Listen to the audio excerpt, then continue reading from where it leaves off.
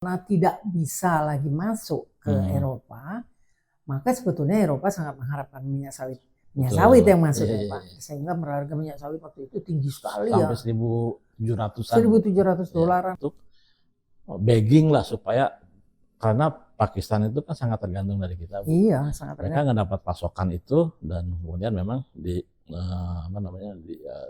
mereka mendapatkan kayak kompensasi. Sudah. Ya kalau due diligence kan pasti lagi kebun-kebun besar kan ada masalah due diligence kan Pak. Yang menjadi masalah adalah kebun kecil gitu Pak. Tapi kebun kecil juga kan tidak masuk di dalam UDR Pak.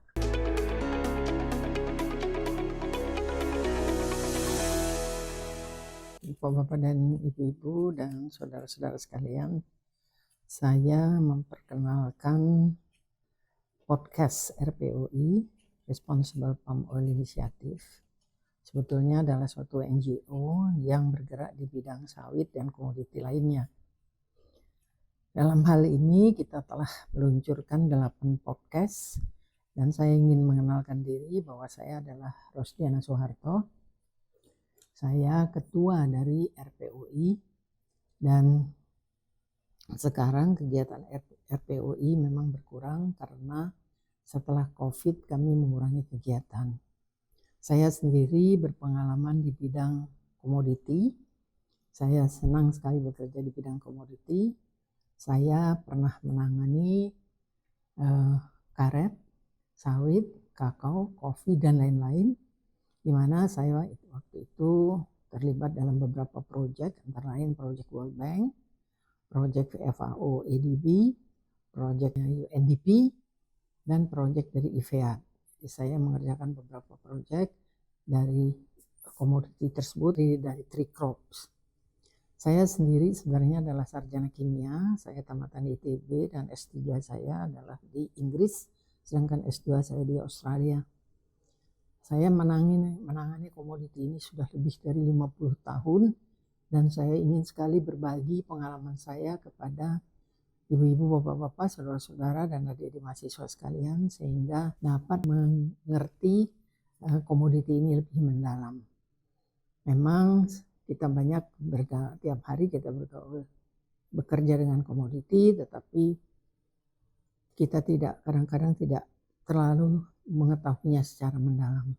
Saya pernah bekerja di Departemen Perdagangan, berubah menjadi Departemen Perindustrian Perdagangan. Setelah 30 tahun lebih bekerja di Departemen Perdagangan, saya diminta untuk membantu Departemen Pertanian dalam penyusunan Dewan Minyak Sawit Indonesia. Saya bekerja di Departemen Pertanian selama 12 tahun. Selama 12 tahun menangani komoditi minyak sawit. Bapak-bapak, ibu-ibu, saudara-saudara, dan adik mahasiswa, podcast Responsible Palm Oil Initiative hari ini akan membicarakan mengenai masalah-masalah terkait kepada hambatan perdagangan. Seperti kita ketahui bahwa hambatan perdagangan dari dalam negeri sendiri dan dari luar negeri makin hari makin banyak, sehingga palm oil kita ini terkepung oleh banyak sekali hambatan perdagangan. Nah, bapak-bapak dan ibu-ibu, hari ini saya kedatangan tamu Pak Fadil Hasan dari GAPKI. Terima kasih Bu Ros sudah diundang dalam podcast Ibu Ros ini, yang saya kira sudah banyak juga ditonton sama orang. Dan mungkin karena ini Ibu Ros sebagai hostnya, itu saya kira kalau bisa itu Bu dibagikan ke asosiasi-asosiasi, ke pemerintahan dan seterusnya. Jadi kalau misalnya secara umum gitu kan belum tentu mereka menonton gitu ya. Tapi kalau misalnya dikirim linknya ke mereka Bu, secara khusus itu saya kira akan sangat bermanfaat, karena saya juga sudah bertanya ke beberapa orang. Saya dengar Ibu Ros kan punya podcast gitu, tapi mereka belum tahu gitu Bu. Jadi saya kira kan Ibu Ros sangat, ya memang ahlinya lah kan dalam hal palm oil ini, dan sekarang kita banyak menghadapi persoalan-persoalan yang terutama terkait dengan aspek perdagangan. Tapi mungkin itu kan salah satu, tapi juga aspek-aspek lainnya juga sangat penting Bu. Nanti Ibu Ros sustainability misalkan Ibu kan sudah pendiri mulain dari apa namanya ISPO kan gitu. Gitu. dari mulain Jadi ini podcast 1 sudah oh sustainability jadi Pak. ya oke. Jadi saya kira terima kasih sekali lagi Bu Ros. Ya, Bapak kenalkan saya dulu. Fadil Hasan. Saya sekarang ini menjadi pengurus GAPI di bidang hubungan luar negeri. Nah, selain itu juga saya sekarang ini masih menjadi advisor di PT ASEAN Agri Group. Oke Pak, kita mulai Pak ya. Ya. Jadi saya sebagai pengamat sawit yang tadinya memang 23 tahun kerja di sawit ini Pak. Saya ini 36 tahun kerja di karet ya, jadi segala macam komoditi. Saya sangat prihatin dengan keadaan persawitan kita pada saat ini. Saya melihat bahwa pada tahun 2022 ya Pak ya, kita sebetulnya kan punya chance cukup besar karena waktu itu perang Ukraina dengan Rusia, di mana minyak goreng dan segala macam minyak itu tidak bisa masuk ke Eropa. Betul. Sampai teman yang di Inggris itu bilang bahwa minyak sunflower dia sampai 12 pound 1 liter, dia bilang sudah parah betul. Nah, waktu itu karena kan Rusia dengan Ukraina ini sama-sama mereka ini produksinya kan sunflower dan rapeseed. Betul. Nah, karena tidak bisa lagi masuk ke Eropa, maka sebetulnya Eropa sangat mengharapkan minyak sawit yang masuk ke Eropa. Sehingga harga minyak sawit waktu itu tinggi sekali ya. Sampai $1.700 $1.700 lebih malahan kadang-kadang ya harga Rotterdam itu. Tetapi pada saat itu kita tidak boleh mengekspor. Iya betul. Karena bilangnya kita dalam bahaya kekurangan minyak sawit kan aneh gitu ya. Betul. Saya merasa aneh. Jadi kalau dalam keadaan situasi yang demikian itu kemudian kita tidak bisa mengekspor, kita juga mengalami banyak sekali restriksi, kemudian tuduhan dan lain-lain, ada yang masuk penjara dan lain, kan saya merasa aneh gitu Pak ya. Padahal kebutuhan kita ini di Indonesia ini untuk minyak goreng. Untuk minyak goreng itu hanya paling 5 juta. Produksi kita berapa juta? 50 juta lah katakan. Iya, 50 juta. Cuma kenapa mesti menahan yang 50 juta terhadap yang 5 juta kan Pak ya? Ini saya jadi sangat sangat prihatin Pak ya. Seperti kita ketahui memang sebetulnya kita boleh saja melakukan ban. Karena di WTO itu kan sebetulnya regulasi itu boleh saja diterapkan oleh negara anggota lainnya, kemudian standar, kemudian tax, kemudian subsidi, kemudian anti-dumping itu kan boleh diperbolehkan.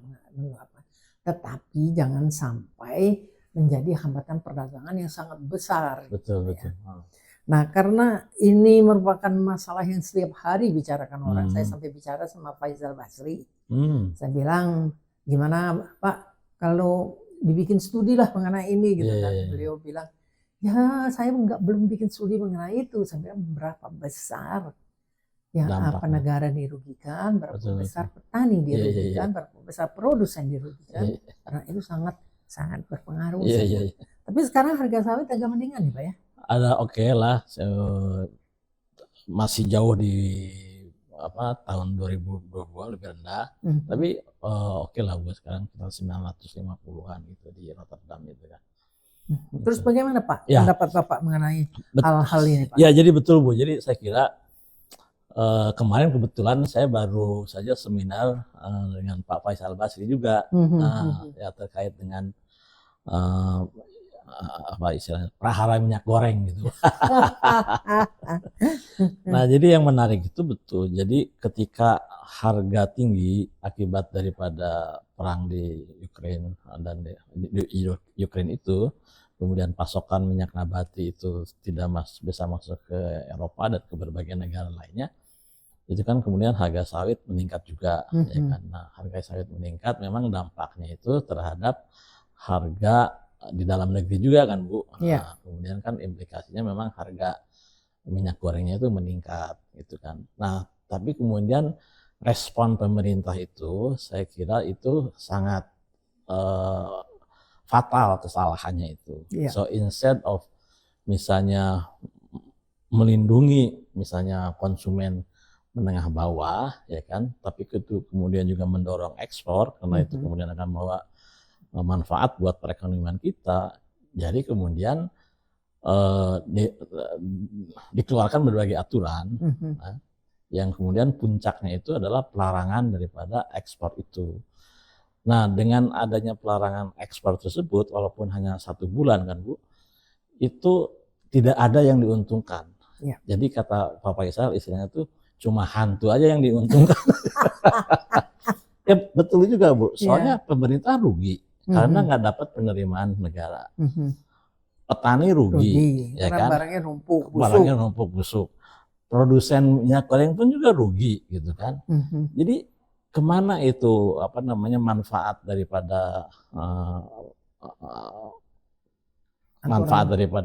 kebijakan tersebut?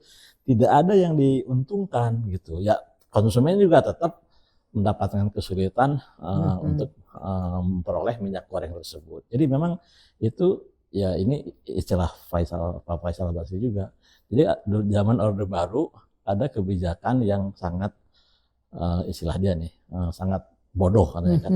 Satu BPPC yang masalah sengketa itu kan. Kemudian yang kedua adalah masalah Mobnas itu, mobil nasional yang Tommy Soeharto nah itu. Tapi dia bilang itu masih mending, masih ada yang diuntungkan katanya kan. Ya yang diuntungkan ya clean ini mereka lah kan gitu. Tapi kalau yang minyak goreng ini itu jadi kebijakan yang lebih dungu daripada kebijakan BPPC dan Mobnas itu. Karena nggak ada yang diuntungkan. Nah itulah Bu, jadi memang saya kira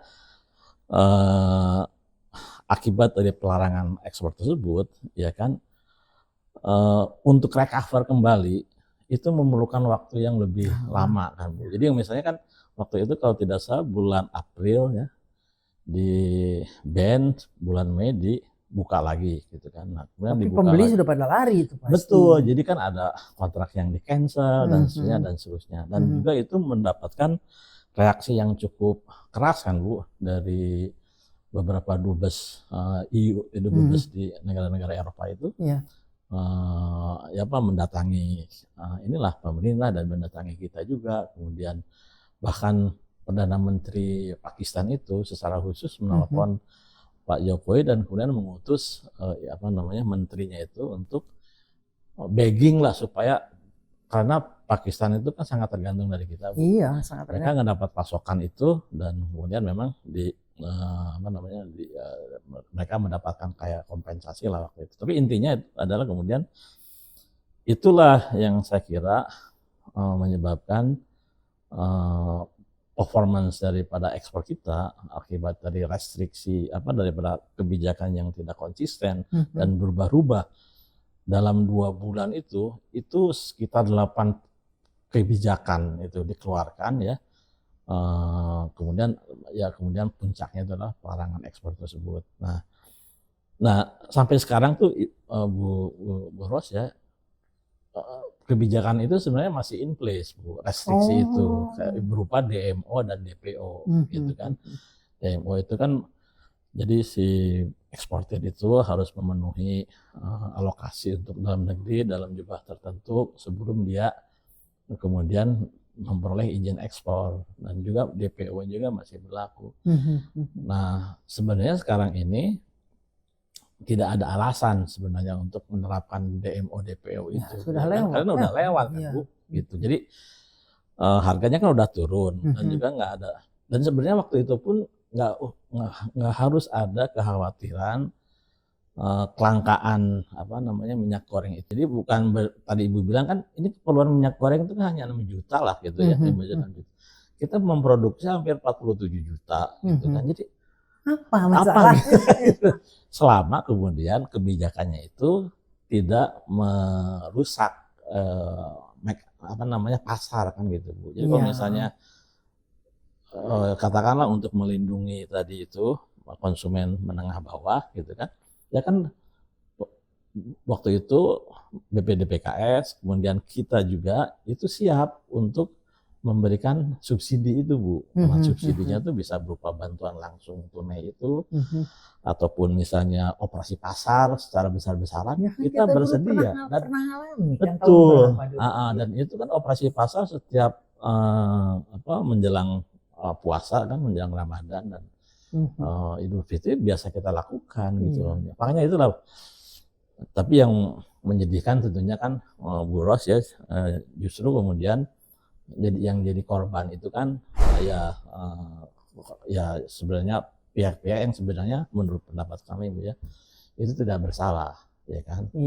Hanya korban kebijakan lah seperti itu gitu. Jadi kira-kira sampai sekarang betul Ibu Ros saya kira masih banyak atau masih restriksi ya atau kebijakan perdagangan yang menghambat perdagangan ekspor kita itu gitu. Ya, ini juga kebijakan-kebijakan ini sebetulnya kemudian diikuti oleh kebijakan-kebijakan yang nitty-gritty yang nggak jelas itu Pak. Betul. Seperti wah semua pabrik harus diaudit semua ini. Itu dia. Dari dulu kalau memang mau diaudit.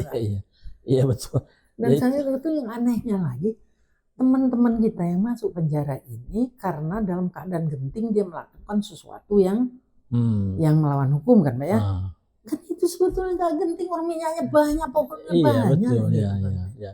Jadi mereka itu ingin mendapatkan kepastian bahwa memperoleh izin untuk ekspor itu, dan waktu itu pengurusannya itu kan belum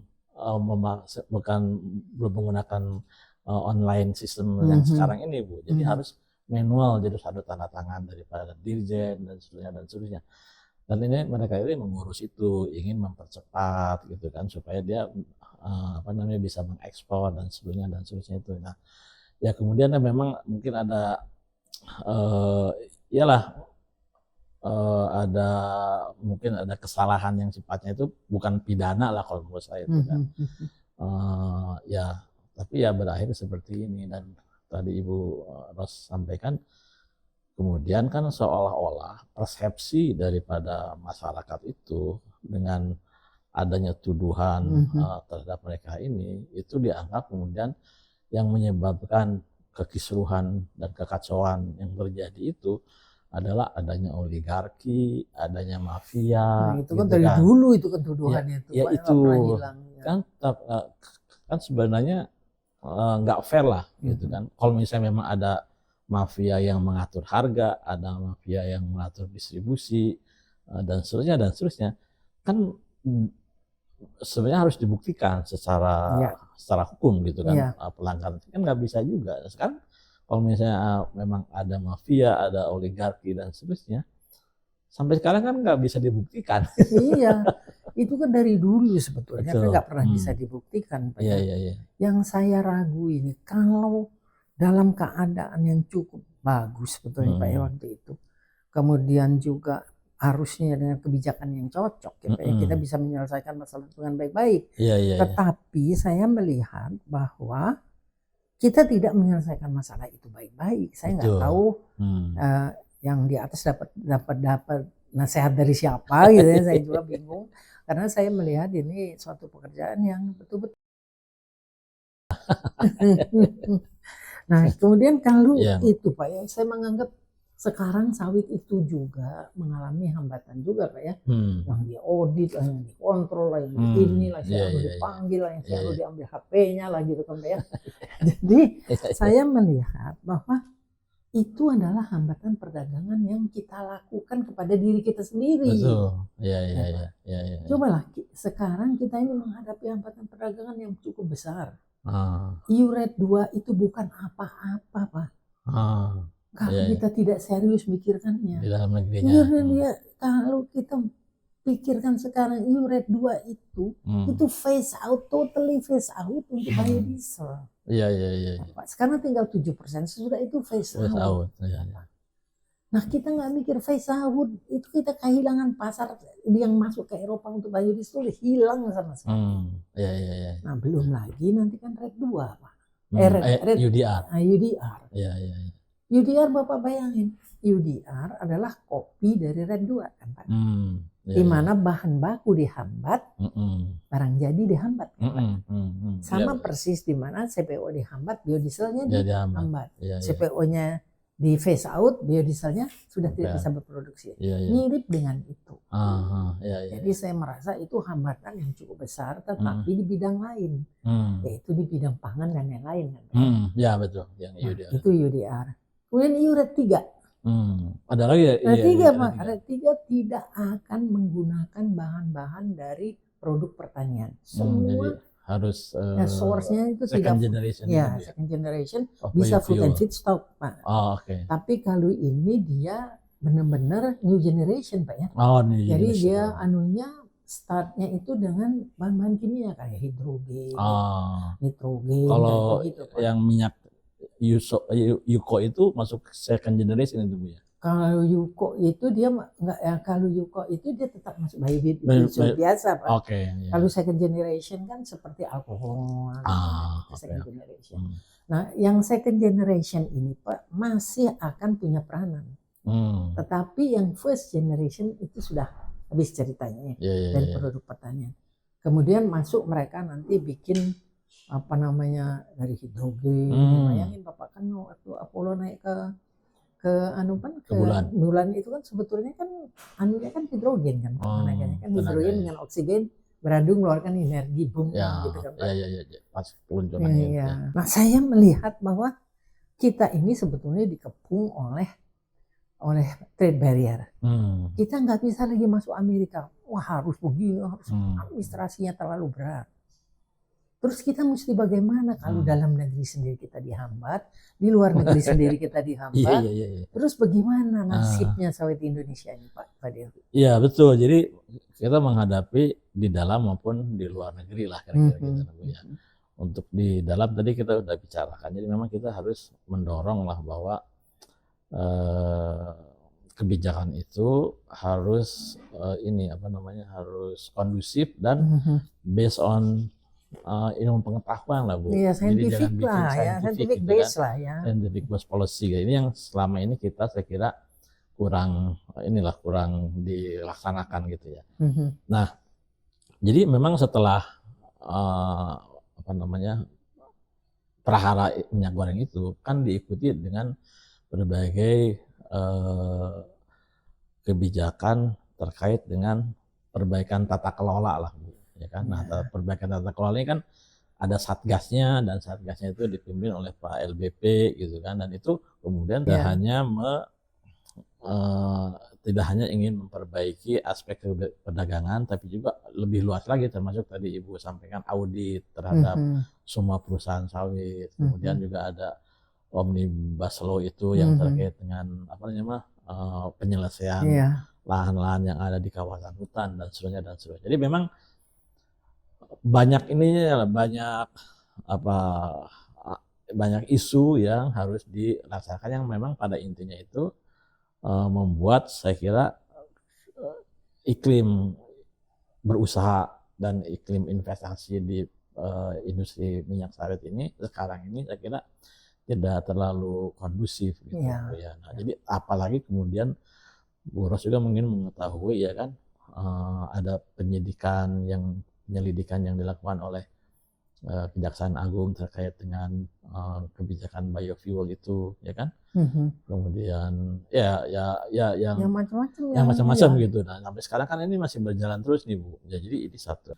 Kemudian yang terakhir ini ya UDR. Nah, untuk UDR ini saya kira posisi pemerintah kan memang secara ofisial itu menolak gitu kan. Bahkan kemudian pada bulan Mei ya ada rombongan dari Indonesia dan Malaysia dipimpin oleh Pak Airlangga Hartarto dan Deputi Prime Minister dan Malaysia itu berkunjung ke Brussels ya untuk mendiskusikan masalah UDR ini. Dan ya pada intinya mereka tetap bertahan bahwa ini regulasi ya kan yang akan diterapkan dengan tadi itu dengan memang adanya didorong oleh upaya untuk deforestasi dan seterusnya. Tapi mereka kemudian menyepakati adanya pembentukan joint task force itu Bu. Ya, joint task force itu difasilitasi oleh SIPOPSI ya kan. Jadi joint task force itu melibatkan Indonesia, Malaysia dan EU gitu. Nah, kalau tidak salah pada bulan Agustus tahun ini itu sudah dilakukan pertemuan pertama.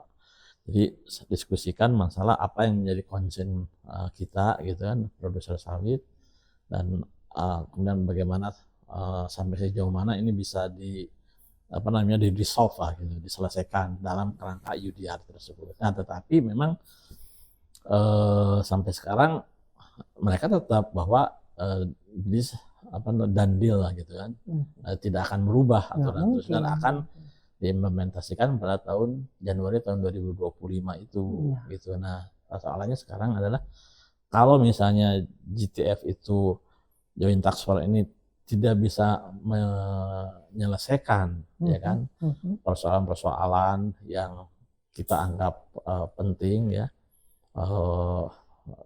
oleh EU gitu kan, what next gitu Bu ya kan. Nah, saya tuh mendengar Pak ada joint task force itu. Karena saya dulu untuk Reg 2 kan saya tim expertnya. Betul ya. Jadi kita ada pengalaman lah mengenai Reg 2. Kalau saya melihat ya, UDR itu memang dibuat untuk trade barrier, bukan unnecessary trade barrier Pak ya. Betul-betul terutama technical barrier Pak, technical barrier jadi non-tarif barrier ya. Ya, jadi saya berpikir bahwa kita sebetulnya mau kita 1000 kali ke Brussel itu mereka tidak akan berubah. Iya. Kalau saya prinsip yang pertama seperti pada sawit, apakah climate change itu bisa dijadikan trade barrier? Karena climate change itu tanggung jawab kita bersama loh. Betul. Bukan tanggung jawab negara berkembang saja atau Eropa saja gitu Pak ya. Itu saya melihat bahwa technical barrier, trade barrier yang dia terapkan ke situ dengan suatu kesengajaan Pak ya. Nah, kita kan kalau di WTO itu biasanya sesuatu itu kan kita harus minta scientific proof-nya ya. Nah, saya tidak melihat di grup itu ada orang yang ngerti itu ya Pak. Kemudian saya juga melihat bahwa untuk sawit itu sebetulnya kita sudah selesai Pak. Jadi nggak usah kita pergi ke sana bicara sawit lagi. Karena RED 2 itu Pak sudah segala macamnya. Kita harus legal, petani tidak boleh masuk kalau tidak legal, luasnya tidak boleh dari satu, ya macam-macam lah Pak ya. Nah itu tinggal dia terapkan saja di produk lain sudah. Pak ya. Ya kalau due diligence kan pasti lagi kebun-kebun besar kan ada masalah due diligence kan Pak. Yang menjadi masalah adalah kebun kecil gitu Pak. Tapi kebun kecil juga kan tidak masuk di dalam UDR Pak. Masuk Bu. Jadi dia yang masuk di situ adalah small and medium enterprises. Iya, itu bukan kan smallholder. Dia definisi smallholders mereka itu di bawah 4 hektar Bu. Iya, tapi Pak di sana smallholder tidak berperan. Yang berperan itu adalah SME-nya, enterprises-nya. Jadi orang pengumpulnya itu Pak, yang bertanggung jawab itu Pak. Nah kalau saya melihat. Tapi mereka masih tetap harus compliance dalam pengertian memastikan kan bahwa produknya itu yang small medium itu adalah harus memenuhi due diligence. Due diligence kan gitu. Iya, jadi ini petani, ini enterprises Pak ya. Yang berhubungan dengan kompeten authority dan siapapun enterprises bukan ini. Iya betul. Tapi ini harus membuktikan bahwa ini bebas deforestasi. Gitu. Ya, terus saya melihat bahwa yang paling berbahaya bagi kita itu koko dan kopi. Koko dan kopi itu kan sangat kecil sebetulnya Pak ya. Smallholders dan dia juga luasnya hanya 1,3-1,4 juta hektar saja. Nah sekarang kalau produknya ataupun bahan bakunya tidak bisa dijual, itu kan berarti rasanya Starbucks ini kan berubah Pak. Ya. Kalau segitu rasanya Starbucks, rasanya kopi, all coffee entah apa itu berubah. Menjadi rasa yang lain berarti kalau kopi kita nggak akan masuk lagi kan Pak. Sudah end of story dari kopi dan koko kita gitu kan Pak. Ya betul, jadi memang asosiasi kopi, kakao, kemudian karet misalnya Bu, itu mereka lebih tidak siap lah dibandingkan dengan sebenarnya palm oil. Karena palm oil itu kan 60% itu perusahaan lah ya gitu kan. Tapi kalau kopi dan koko itu Pak, mereka disertifikasi oleh Rainforest Alliance. Jadi ada skemanya. Walaupun prinsip deforestasi dan rainforest lain dengan EU UDR beda beda kan? ya. Ya. Nah, hanya yang menjadi masalah berat ini adalah karet. Karet juga betul. Ya, karet ini karena dia ini 70% smallholder dan dia terkena CBAM, Pak, embedded emission. Oh, yang ini Ini yang CBAM itu. Ya, CBAM itu embedded emission kan, Pak.